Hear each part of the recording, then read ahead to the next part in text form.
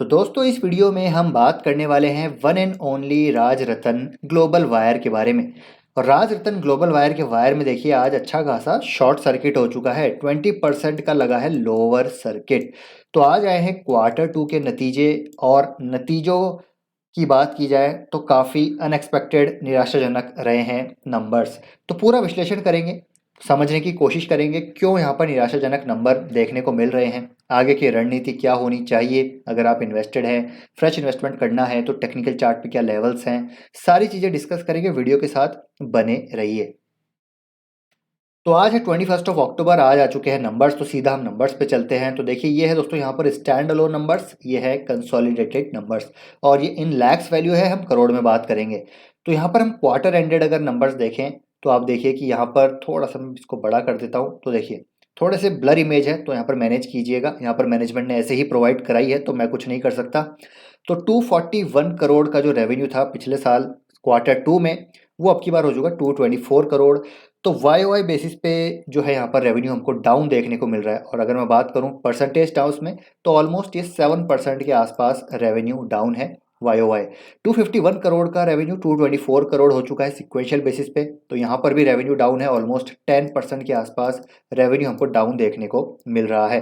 Profit की बात करते हैं यानी कि बॉटम लाइन, तो देखिए 32 करोड़ का प्रॉफिट 23 करोड़ का रह चुका है। तो वाई वाई बेसिस पे जो यहाँ पर डिक्लाइन है प्रॉफिट में, वो ऑलमोस्ट अप्रॉक्स यहाँ पर 30% की डिक्लाइन है। यानी कि कंपनी का आय में तो नुकसान है ही, साथ ही साथ मुनाफा भी यहाँ पर कंपनी का घटता हुआ नजर आया है। वाई वाई बेसिस पे सिक्वेंशियल बेसिस पे 34 करोड़ का प्रॉफिट हो चुका है 23 करोड़। तो सिक्वेंशियल बेसिस पे तो और भी ज़्यादा यहाँ पर डिक्लाइन है, ऑलमोस्ट 35% के आसपास की हमको डिक्लाइन देखने को मिल रही है। यानी कि टॉप लाइन बॉटम लाइन में यहाँ पर गिरावट है, क्यू और क्यू बेसिस पे भी, वाई ओ वाई बेसिस पे भी। और प्रॉफिट मार्जिन्स की बात करें यानी कि ऑपरेटिंग प्रॉफिट मार्जिन्स की बात करें तो वो मैंने ऑलरेडी कैलकुलेट कर ली है, 17% के आसपास यहाँ पर ऑपरेटिंग प्रॉफिट मार्जिन निकल के सामने आ रहा है। तो इसको कंपेयर करते हैं पिछले क्वार्टर से, तो देखते हैं कि सितंबर क्वार्टर में 2021 सितंबर में था 21%, तो अब की बार है 17%। तो यहाँ पर डाउन है, मार्जिन्स गिरते हुए नजर आए हैं, सिक्वेंशियल बेसिस पे भी मार्जिन्स गिरते हुए नजर आए हैं। तो सारी मैट्रिक्स पे यहाँ पर देखेंगे तो Y Y quarter on quarter basis पे नंबर्स डाउन है, और इसी वजह से स्टॉक के प्राइस में हमको ये चीज़ देखने को मिल रही है। और कहीं ना कहीं यहाँ पर एक्सपेक्टेड था कि नंबर्स थोड़े से यहाँ पर प्रेशर में रह सकते हैं। और ये स्टॉक दोस्तों मैंने एग्जिट किया था, आपको पता होगा, मैंने उस समय डिस्कस भी किया था आपके साथ। मैंने बोला भी था कि थोड़े से वैल्यूएशन ज़्यादा हो चुके हैं और कहीं ना कहीं नंबर्स यहाँ पर वीक आ सकते हैं। उसके पीछे रीज़न है कि देखिए ये जो है इनका, अब ये क्यों इतने जो है रेवेन्यू में प्रॉफिटेबिलिटी में हमको डिक्लाइन देखने को मिल रही है, वो मैं आपको बताना चाहूँगा। देखिए समझने की कोशिश कीजिए कि यहाँ पर डेफिनेटली वॉल्यूम ग्रोथ काफ़ी अच्छी है राजरत्न ग्लोबल वायर की। नंबर्स खराब आने का मतलब ये नहीं है कि बिजनेस खराब हो गया, बिजनेस अभी भी उतना ही ज़बरदस्त है। लोवेस्ट कॉस्ट प्रोड्यूसर है ये बीड वायर का। दुनिया भर के जो बड़े जायंट ओईएम्स हैं, टायर मैन्युफैक्चरर्स हैं, सभी इसके क्लाइंट हैं। एक लो कॉस्ट मोट है इसके पास, ज़बरदस्त कैपेसिटी है। तो बिजनेस मॉडल अभी भी अच्छा है। लेकिन ये जो गिरावट है यहाँ पर थोड़ी और बढ़ सकती है। उसके पीछे रीज़न है कि स्टील जो इनका एक मेजर इनपुट है, ठीक है, स्टील जो है इनका एक इनपुट है, रॉ मटेरियल है, मतलब मेजर इनपुट है।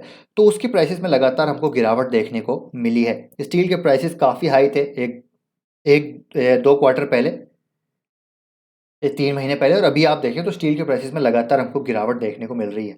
तो यहाँ पर इनकी रियलाइजेशंस यहाँ पर डेफिनेटली कम होती हुई नजर आएगी, और रियलाइजेशन जितनी कम होगी उतना ज़्यादा रेवेन्यू इनका यहाँ पर कम होता हुआ देखने को मिलेगा, यानी कि इनकम।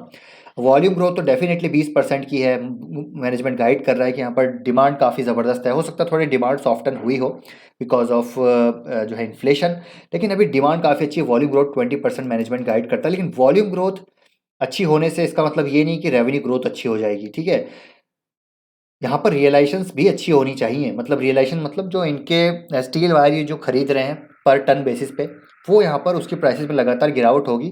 तो ये आगे जब यहाँ पर माल बेचेंगे तो उसकी प्राइस रियलाइजेशंस कम होगी। मतलब मान लीजिए 1000, कोई एग्जांपल लेते हैं, कोई यहाँ पर 1000 गाड़ियाँ बेच रहा है, ठीक है, 1000 गाड़ियाँ बेच रहा है, तो वो हो गया वॉल्यूम, ठीक है, सेल्स वॉल्यूम। अब यहाँ पर यूनिट कितनी गाड़ी की प्राइस है, मान लीजिए एक गाड़ी की प्राइस यहाँ पर है 50 रुपीज़, फॉर एग्जांपल लेके चल रहा हूँ 50 रुपीज़। तो यहाँ पर जो इनकम होगी वो होगी, यानी कि रेवेन्यू जो होगा वो होगा 50,000 रुपये, ठीक है, 50,000 रुपये यहाँ पर कंपनी की रेवेन्यू हो गई। 1000 quantity into 50 per unit price, तो ये हो गया रेवेन्यू। तो यहाँ पर ये जो रियलाइजेशन है ये कम होती हुई नजर आएगी। जो पहले 1000 रुपये यहाँ पर था स्टील का प्राइस, वो अभी 600 रुपये हो चुका है। तो ये रियलाइजेशन कम होगी, जिसकी वजह से होगा क्या कि यहाँ पर रेवेन्यू कम होगा। और जब तक स्टील के प्राइस टूटते रहेंगे, यहाँ पर रेवेन्यू आपको यहाँ पर बहुत ज़्यादा ग्रो होता हुआ देखने को नहीं मिलेगा। और ये चीज़ मैंने डिस्कस भी की थी, वैल्यूएशन भी बहुत ज़्यादा हो चुके थे, स्टॉक का जो प्राइस था वो लगातार भागे जा रहा था, अंधाधुंध यहाँ पर स्टॉक प्राइस भाग रहा था। और यहाँ पर हमने इसके बारे में डिस्कशन भी किया था। लेकिन जैसे मैं अभी जस्ट मैंने कहा कि इसका मतलब ये नहीं बिजनेस खराब हो गया। ज़बरदस्त कैपेसिटी है, चेन्नई प्लांट इनका कमर्शलाइज होता हुआ नजर आएगा, एक्सपोर्ट ये करेंगे, बीड वायर की जो डिमांड है वो लगातार हमको इसी प्रकार कंसिस्टेंसी से वॉल्यूम ग्रोथ के साथ बढ़ती हुई नजर आएगी। बस स्टील के प्राइसेस यहाँ पर जब वापस से स्टेबल हो जाएंगे तो वह यहाँ पे से रियलाइजेशन यहाँ पर नॉर्मल होती हुई नजर आएगी, और जो ये प्राइस में बिल्ट इन थी सारी चीज़ें वो हमको डिस्काउंट जो है एडजस्ट होती हुई नजर आ जाएंगी। तो अभी यहाँ पर स्टॉक अगर आपको लॉन्ग टर्म के लिए खरीदना है तो मेरे ख्याल से धीरे धीरे अभी ये जो है बाइंग जोन में आ रहा है। तो इसका जो बेस्ट बाइंग जोन है मेरे ख्याल से 800 रुपये का है। यहाँ पर आप बाइंग करना शुरू कर सकते हैं। अभी मुझे लगता है ये स्टॉक और गिर सकता है, तो 800 रुपये के आसपास इसमें आप एक्यूमुलेट करना शुरू कर सकते हैं। जो लॉन्ग टर्म के निवेशक है बने रहिए, इस गिरावट से ये मतलब नहीं है कि बिजनेस खराब हो गया। कन्विक्शन रखिए बिजनेस पे, बिजनेस अच्छा है, मैनेजमेंट अच्छा है, कैपेसिटी अच्छी है, एक्सपोर्ट ओरिएंटेड जो है इनका फोकस अब बढ़ता जा रहा है, और लोवेस्ट कॉस्ट प्रोड्यूसर भी है। तो एक ये कॉम्पिटिटिव एडवांटेज भी है कहीं ना कहीं। एक लॉन्ग आप कह सकते हैं किसी बीड फायर की फैक्ट्री लगाने के लिए बहुत लंबा समय लगता है, तो वो एक आप कह सकते हैं कि लॉन्ग टर्म जस्टेशन पीरियड है, वो भी यहाँ पर एक एंट्री बैरियर बन जाता है। तो बिजनेस अच्छा है, कोई प्रॉब्लम यहाँ पर है नहीं। तो 800 के आसपास आता है तो आप इसको डेफिनेटली बाय कर सकते हैं, क्योंकि अभी इसके वैल्यूएशन अब यहाँ पर जो है सुधरते हुए नज़र आ रहे हैं। तो ये है दोस्तों एनालिसिस राजरत्न ग्लोबल वायर का। आई होप ये वीडियो आपको इन्फॉर्मेटिव लगा होगा। अगर आपका यहाँ पर कुछ डिफरेंट ओपिनियन है तो वो भी आप कमेंट करके बता सकते हैं।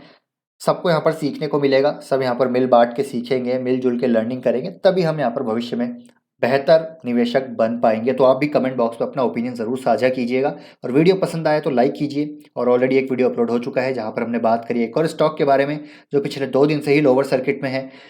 काफ़ी ज़बरदस्त लर्निंग इस वीडियो में दी है, इसको भी जाके देख सकते हैं। तो आई होप वीडियो पसंद आया तो लाइक करके जाएगा। मिलते हैं नेक्स्ट वीडियो में, till then take care, bye bye.